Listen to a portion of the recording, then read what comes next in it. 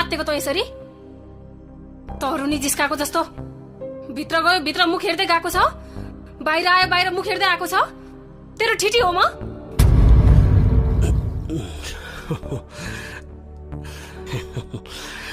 जुनाजी पनि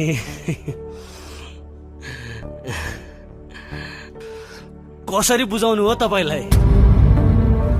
आज आमाको मुख हेर्ने दिन हो के? त्यसैले बिहानैदेखि तपाईको मुख हेरिरहेका छन्।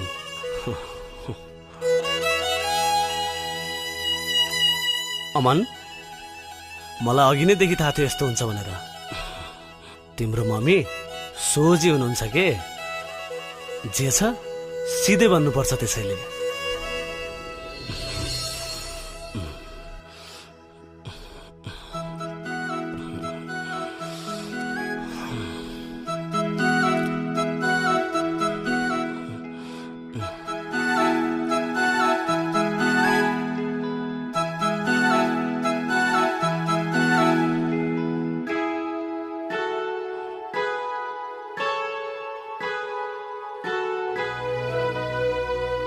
आमाको मुख हेर्ने दिन शुभकामना मम्मी।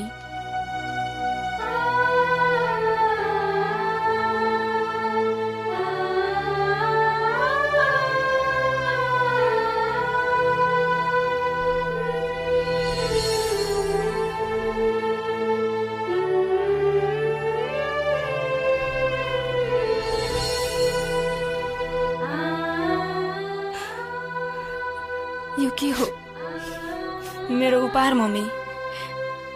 मलाई आमाले भन्नुभएको थियो आमाको मुख हेर्ने दिनमा के न के उपहार दिनै पर्छ रे।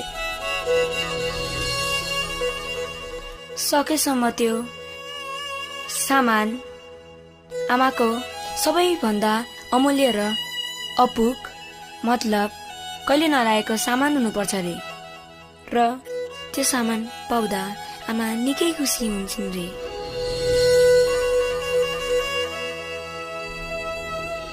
आमा, त्यो मान्छेहरू किन आमा आमा भन्दै सामान किनिरहेका छन्? ल लाटा, भोलि आमाको मुख हेर्ने दिन हो नि त, त्यसैले। ए हो र? के कस्तो सामान दिन्छ? आमालाई के चिज मनपर्छ, के चिज खान मन लाग्छ, मिठो लाग्छ, त्यही चिज किनेर दियो भने आमा खुसी हुन्छ। तिम्रो मम्मीलाई के मनपर्छ त्यही दियो ल। हस्। आमालाई म जन्मेदेखि कहिले सुन लगाएको देखिन। आज 20,000 को गहना किनिदिएको छु।